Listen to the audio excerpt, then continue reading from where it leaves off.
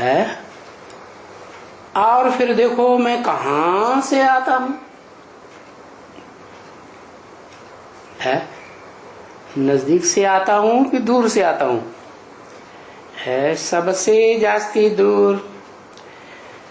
सूरज चांद सितारों का प्रकाश भी जहां नहीं पहुंचता, गीता में बोला है तद्धामा परमा मम,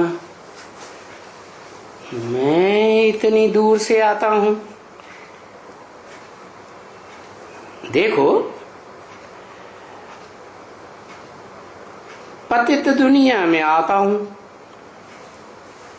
है आता कहां से हूं? जो पावन दुनिया है, परम धाम, सुप्रीम एबोर्ड, मुसलमान लोग अर्श कहते हैं, उस आत्मलोक से आता हूं। पतित दुनिया में आता हूं, माना ऐसे नहीं कि मैं सतयुग त्रेता में आता हूं, स्वर्ग में आता हूं। कहां आता हूं? जब कलयुग में सब पतित बन जाते हैं और पतित ही मुझको बुलाते हैं, आओ।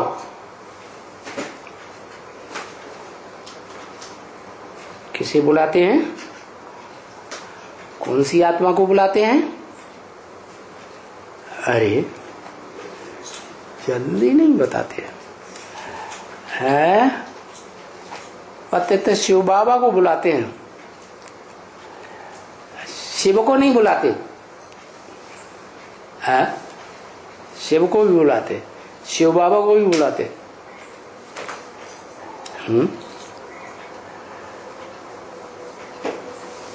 पतित पावन कौन है?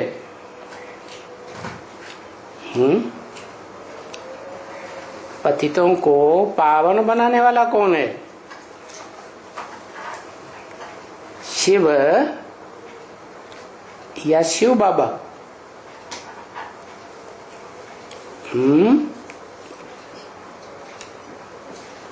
कहते हैं शिव बाबा, वो कहते हैं बाबा।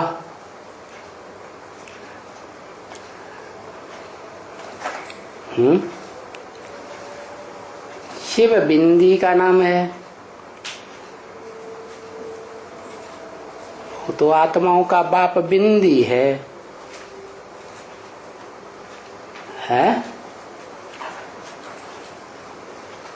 तो निराकार को बुलाते हैं। बुलाने वाले नाम किसका लेते हैं? भारत में जास्ती बुलाते हैं, पतित पावन सीताराम। तो सीता का नाम पहले क्यों दे देते हैं? राम का नाम बाद में क्यों है? क्योंकि कलयुग के अंत में जो पतित हैं, उन पतितों के बीच में रामबली आत्मा पुरुष है या स्त्री है? पुरुष है।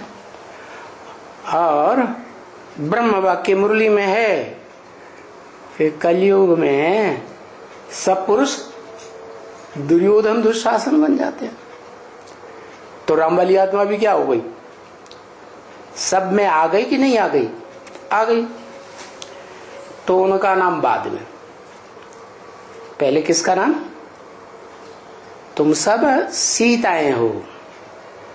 सीता माने शीत, ठंडी है। पुरुषों में गर्मी रहती है कि ठंडी रहती है? पुरुषों में तो गर्मी रहती है। तो तुम सब हो बुलाने वाले मुझे। मुझे एक को कहा जाता है या दो को कहा जाता है?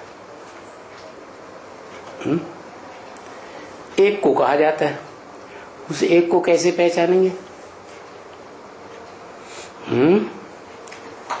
उंगली से ऊपर इशारा करेंगे, वो एक ऊपर वाला आएगा तो पहचानेंगे।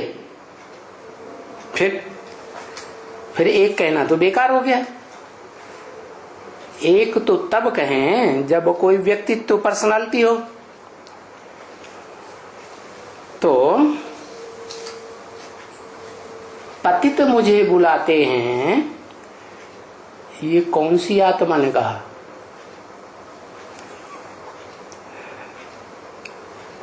है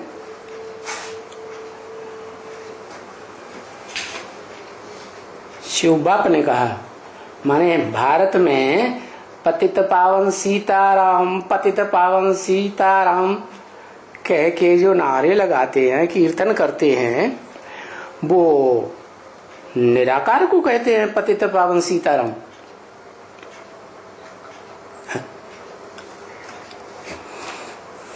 शिव बापू को कहते हैं। किसको बुलाते हैं? है साकार बाबा, तो एक ही हो गया। बाबा कहेंगे सिर्फ तो सीताराम दोनों कहां होंगे? है मेल को बुलाते हैं, सीता को नहीं बुलाते। सीता को भी बुलाते, सीता का नाम तो पहले रख देते। तो बुलाते हैं, बुलाने वाले अनेक हैं या एक है? अनेक हैं। तो अनेक तो उसी को बुलाएंगे जिनसे उनको कुछ प्राप्ति पहले हुई होगी। है? कोई किसी को याद करता है, बुलाता है, तो उससे प्राप्ति हुई है ना, तभी तो याद करता है, बुलाता है। तो जो बुलाने वाले भारतवासी हैं, उनको एक से प्राप्ति हुई है, बुलाते तो पतित पावन सीताराम कह के हैं। दो हुए या एक हुआ? दो आत्माएं, दो आत्माएं हुई। सीता वाली आत्मा, स्त्री चोला, और वो तो चार भुजाएं हो गई विष्णु। पांच भुजाएं भी, अच्छा पांचवा कंट्रोल करने वाला। पांचों को बुलाते हैं। अरे विष्णु में पांच हैं कि दो हैं कि चार हैं, कितने हैं? आत्माएं कितनी हैं? पांच को बुलाते हैं। फिर इतने दिनों ज्ञान लेते लेते फेल होते जाते। सिर्फ नारायण को बुलाते हैं पतित पावन सीताराम। है? दो को बुलाते हैं। तो बुलाने वाले बहुत हैं। जब बहुत बुलाते हैं तो एक को बुलाते हैं या दो को बुलाते हैं? दो को बुलाते हैं।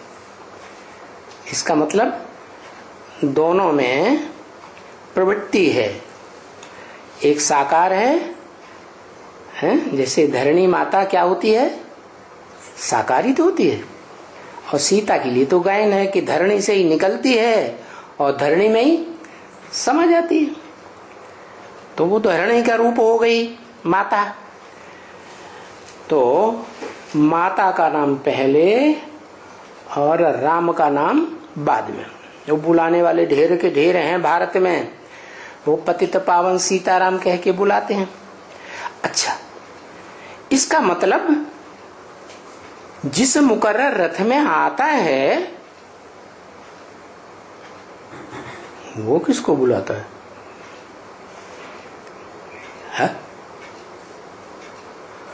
वो एक को बुलाता है। वो कभी सीताराम को कह के नहीं बुलाता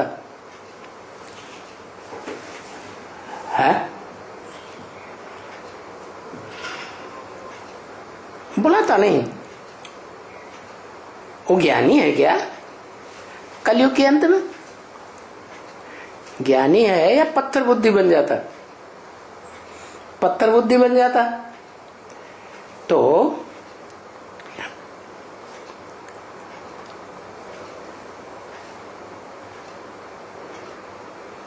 वो तो बात अलग हो गई। तेरी बुद्धि में बाबा कहने से बिंदी ही याद आवेगी, वो तो तब की बात है जब आत्मा का ज्ञान मिल गया, है ना? तभी तो कहेगा तेरी बुद्धि में। और ये बुलाने की बात जो है, ज्ञान मिलने से पहले भक्त था तब की बात है, या ज्ञानी बुलाते हैं? ज्ञानी जिनको ज्ञान मिल गया, पहचान मिल गई बाप की, वो बुलाएंगे?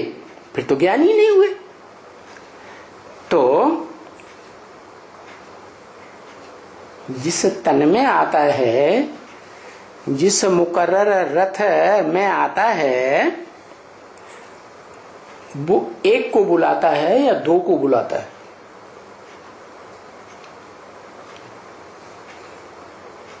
वो दो को बुलाता है। कौन से दो को बुलाएगा वो? है माता जी गई थी, एक को बुलाता है। वो सीता को भी बुलाता है। ज्ञानी होने के बाद या ज्ञानी भगत था तब बुलाता है सीता को? है? भगत था तब सीता को बुलाता है? माना इसका मतलब सीता वाली आत्मा उसके पास नहीं होती है तब अंतिम जन्म में, है? पास नहीं होती है। अंतिम जन्म में सृष्टि के आदि में विष्णु है, पति पत्नी दोनों इकट्ठे हैं स्वभाव संस्कार से, तो आदि सो अंत नहीं होता है।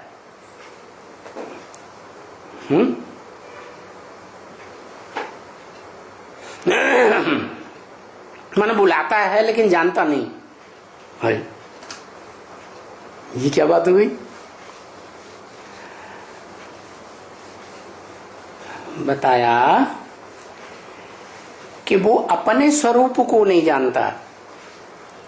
जब भक्त है ना, तो वो अपने स्वरूप को ही नहीं जानता कि मेरे अंदर ही प्रवृत्ति है, शरीर रूपी प्रकृति और आत्म भाव वाली।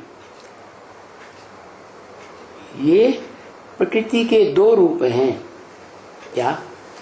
आत्मा और शरीर दोनों का मेल होता है तो प्रवृत्ति हुई ना। तो जब भक्त होता है तो उसे पता ही नहीं है कि मैं आत्मा हूं, इसलिए बुलाता है।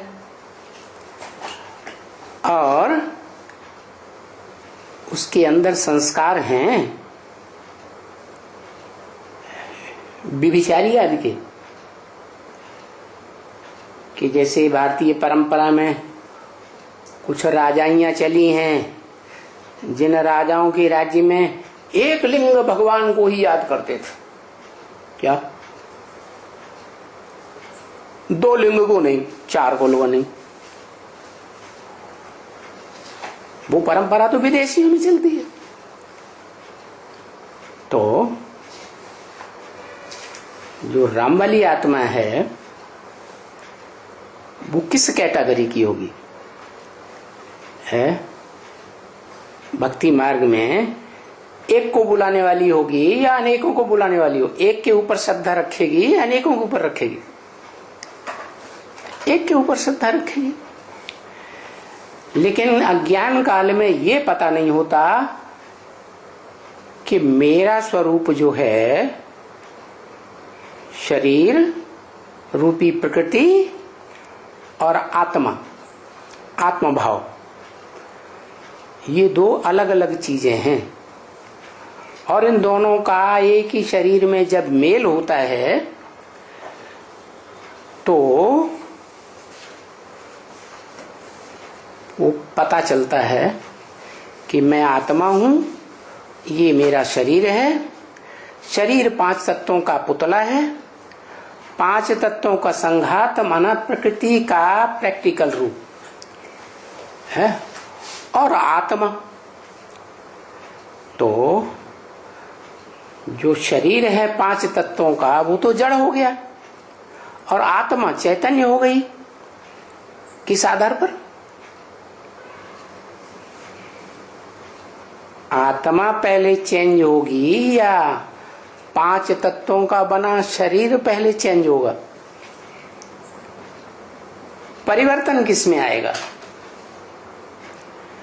आत्मा में परिवर्तन आएगा, क्योंकि आत्मा चैतन्य है, मन बुद्धि स्वरूप है। जो पांच तत्वों का बना हुआ चोला है वो तो जड़ है। इसलिए बताया कि जो आत्म रूप है, भावना रूप है, आत्मा, आत्म भाव, वो ही वास्तव में सीता है। क्या? और जो शरीर है वो रथ है। जैसे अर्जुन है तो अर्जुन जिसे कहा वो पुरुषार्थ का अर्जन करने वाली ज्ञान धन के आधार पर, वो तो आत्मा है ना, और उसका शरीर रूपी रथ है। तो भगवान है अर्जुन को नर को नारायण बनाने वाला, तो वो निराकार शिव ज्योति बिंदु उसमें प्रवेश करता है, शरीर रूपी रथ को कंट्रोल करता है, इंद्रियों को कंट्रोल करता है, मन की लगाम अपने हाथ में लेता है, या आत्मा को कंट्रोल करता है? आत्मा को तो समझाता है। गीता में अर्जुन को समझाने दी है ना। समझाने का मतलब कन्विंस करता है। कन्विंस हो जाए तो माने, कन्विंस न हो जाए तो कैसे मानेगा? तो बताया कि ये दो चीजें हो गई, एक आत्मा और दूसरा शरीर। ये दोनों का कॉम्बिनेशन जब पुरुषार्थ करता है और पुरुषार्थ में संपन्न स्टेज प्राप्त करता है तो एक संपन्न व्यक्तित्व बन जाता है, पर्सनालिटी, दुनिया की सबसे श्रेष्ठ हीरो पार्टधारी। क्या? तो उसमें सीता भी है या नहीं? पांच तत्वों का संघात रूपी धरणी है या नहीं? नहीं है। कभी हाँ कभी ना है तो उसको शिवलिंग के रूप में दिखाया है भारत में। क्या? उसका सात्विक रूप सोमनाथ मंदिर में दिखाया था द्वापर के आदमी। दुनिया की हर चीज चार अवस्थाओं से पसार होती है ना, तो द्वापर भी पहले कैसा था? सत्व प्रधान था। तो सत्व प्रधान द्वापर के आदि में जो मंदिर बनाया था वो भी सात्विक था, और मंदिर में जो मूर्ति थी शिवलिंग की वो भी सात्विक ही बनाई होगी। आजकल तो काला पत्थर का बना देते हैं कि उसमें हीरा भी लगाते हैं, काला पत्थर दिखाई देते हैं। तो वास्तव में जो शिवलिंग है उसमें राम भी है और सीता भी। सीता है धरणी माता, जिसमें पांचों तत्व विराजमान रहते हैं। क्या? धरणी में से मिट्टी उठा लो, उस मिट्टी में पृथ्वी, जल, वायु, आकाश, पांचों तत्व होंगे या नहीं होंगे? हैं? हाँ, तो वो पांचों देवता वो धरणी पर हैं। तो बताया मुझे पतित ही बुलाते हैं, माने इस 500-700 करोड़ की सृष्टि में चाहे पहला नंबर पार्टधारी आत्मा मनुष्य की हो, हीरो पार्टधारी ही क्यों न हो, वो मुझे बुलाती है। मुझे कहा तो जरूर एक व्यक्तित्व हुआ है, लेकिन वास्तव में जिसको बुलाया जाता है वो एक है या दो है? एक है। वो एक ज्योति बिंदु, एक जो ज्योति बिंदु है वो जब प्रवेश करेगा तन में, तो तन को एक इंद्रियों को कंट्रोल करेगा ना, है? इंद्रियां अगर कंट्रोल हो जाएंगी, मन और इंद्रियां, तो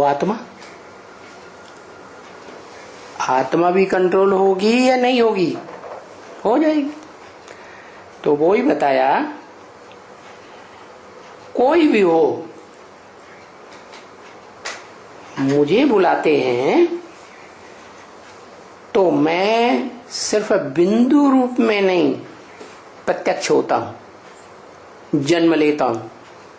प्रत्यक्षता रूपी जन्म सिर्फ बिंदु रूप में नहीं, लेकिन कोई साकार शरीर रूपी रथ में मैं संसार के सामने सुप्रीम सोल प्रत्यक्ष होता हूं। तो वो भी राम है। रम्यते योगिनो यस्मिन इति राम। योगी लोग जिसमें रमण करते हैं वो राम है। तो क्या जिसके शरीर में प्रवेश किया वो अर्जुन योगी नहीं है? है?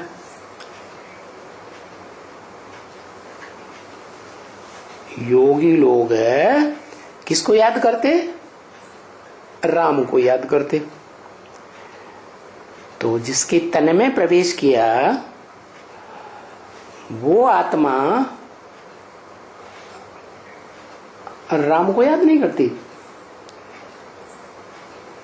पतित पावन सीताराम को याद नहीं करती है? करती है। कैसे? जो प्रवेश करने वाला है वो कहता है मैं जब आता हूं तो तुम बच्चों को नंबरवार आप समान बनाता हूं। क्या बनाता हूं? इस मनुष्य सृष्टि पर पार्ट बजाने वाला परम पुरुष बनाता हूं। जैसे मैं परे ते परे आत्मा हूं, वैसे तुम बच्चों को भी नंबरवार परे ते परे रहने वाली आत्मा बनाता हूं। जैसे इब्राहिम बुद्ध क्राइस्ट हैं, तो वो उनका जो अपना संसार है, क्या इब्राहिम का इस्लामियों का परिवार है ना, बुद्ध का बौद्धियों का परिवार है, तो उसमें वो मुखिया हुए ना। ऐसे ही जो अर्जुन है, मूर्तिमान शंकर है, वो जगत पिता है। तो उसको जगत के अंदर उसका जितना दायरा है, उसका दायरा तो बहुत बड़ा है। वो तो जगन्नाथ कहा जाता है, विश्वनाथ कहा जाता है।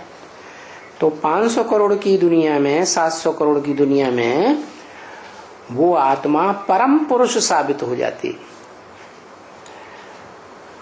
तो मुझे बुलाते ही है, किस लिए? पतित से पावन बनने के लिए। जिसमें आता हूं वो पतित है या पावन है? पतित है। तो पतित दुनिया में आओ, पतित तन में आओ। पतित से पतित तन में आता है और पतित से पतित दुनिया में आता है। सतयुग में नहीं आता, त्रेता में नहीं आता, द्वापर में भी पतित से पतित दुनिया नहीं होती कहाँ होती है? कलयुग में होती है, कलयुग अंत में। तो पतित दुनिया में आओ। क्यों आओ? पतित दुनिया में क्यों आओ? क्यों बुलाते हो? क्यों नहीं मुझे स्वर्ग में बुलाते हो? हाँ,